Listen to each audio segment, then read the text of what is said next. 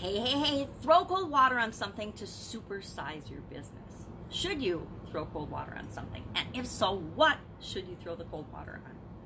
Throw cold water on something or someone means, of course, to say or do something discouraging, to dampen someone's spirits or to dampen someone's enthusiasm, to mellow out their emotions. For thousands of years, people have known that if you throw water on a fire, that's the quickest way to put it out. And in the 1800s, the modern version or the modern definition of this idiom came into play. And it, of course, means to defame or slander, to disapprove or to discourage someone or something, some idea. Maybe it's a political movement. Maybe it's an idea. Maybe it's a new invention. Maybe it's somebody getting a promotion. Maybe it's an idea at a business meeting. Maybe it's a partnership and somebody wants to discourage that or defame or slander that.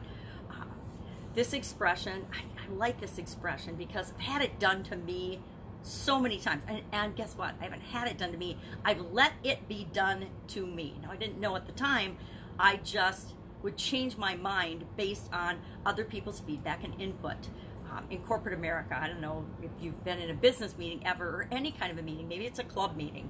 Maybe it's school projects when you'd work on them together in college. You'd be assigned teams or groups, at least in my engineering classes. And so we would we'd be set into teams of 4 or 5, and we'd have to do this big project. And we usually had to come up with what the project was, and then everybody would be throwing out their ideas. And I remember one group was brutal. I had an idea for the project, and they just beat me up terribly about it and gave me all the reasons it wouldn't work. And so I backed down and we didn't do that idea. Well, it turns out another group in the class did that same idea and they aced it. And we had like a competition in engineering classes. We'd have a competition whose project was the best, and the professors would judge it. And of course we lost that competition because everybody in my group thought that was a stupid idea, so we didn't pursue it. Things like that happen not only in school, but in business and in life all the time.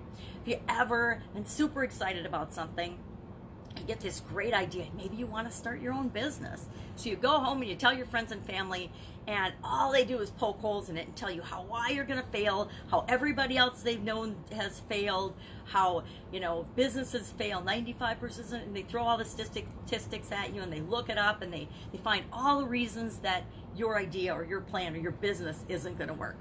Anybody had that happen to them? Guarantee if you've started your own business, at least one person has either to your face or behind your back been derogatory about it. And what does that do when you hear about it? It dampens your enthusiasm. It makes you less excited about it. So how can you take this natural human tendency, and a lot of times people love us and they poke holes in our ideas, not because they want to hurt us, but because they want to protect us. Same thing our own ego does. Our ego, whenever we get a new idea or want to try something new or want to jump outside our comfort zone, guess what?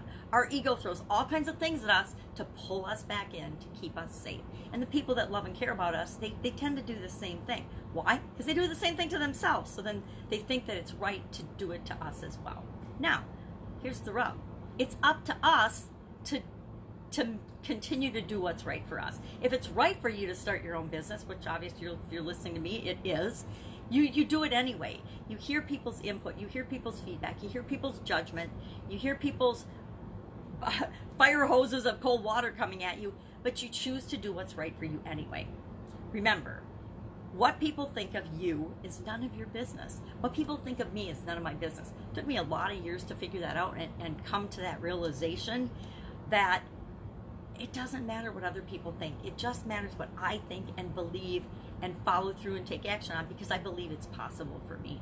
Now, where should we use cold water? Where should we throw cold water on something or someone if we want to, and as we're growing and supersizing our business? You can think of a couple spots. This brings up the whole idea of competition. Sometimes people will throw water on your ideas or on you and defame and slander you because they feel competitive against you. In corporate America, this ran rampant. As you move up the corporate ladder, there are fewer and fewer spots for people to be promoted into.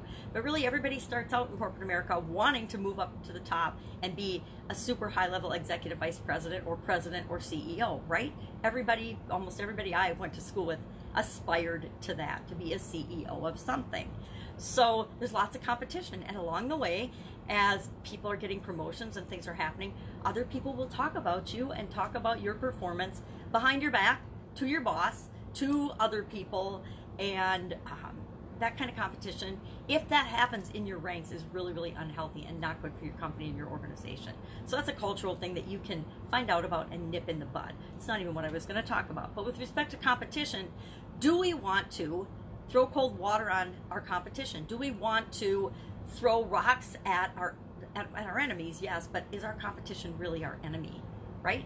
So I say tread lightly with that one. It's up to each of us. There are times in our development and our growth when it's okay to spotlight the competition and point out their deficiencies, but you have to be really careful with that, because as you move into and become the industry leader in your industry, you never want to throw rocks at or throw cold water on the competition, because that gives them attention. Guess what? Attention is, whether it's positive or negative, is still attention, and more people will be noticing that. Some people will go to your competition if you're in the #1 position and you do that just to check out and see what the differences are.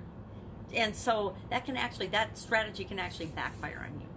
But what we should be doing with throwing cold water on something is throwing cold water on the problems and the challenges that our ideal customers face, and highlighting and getting them excited about our solutions, the things that we can do for them, the results that we can get for them. So go ahead, throw all the cold water you possibly can on their problems, on their challenges, on the things that are driving them crazy and keeping them up at night, and use that as the way and as contrasting information to show them how awesome it's going to be when they get your solution and they don't have that problem anymore.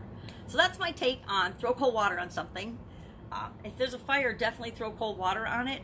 But if it's your enthusiasm or someone else's enthusiasm, don't let anyone steal your dream or dampen your enthusiasm towards serving the people that you're here to serve to the best of your ability. That's it. Have an awesome day. If I can help you in any way, hit me up in the comments below. Otherwise, I'll be with you tomorrow with another interesting idiom. What does it mean? Where did it come from? And how might it be impacting you or the people around you? And how can you use that to grow and build the business of your dreams?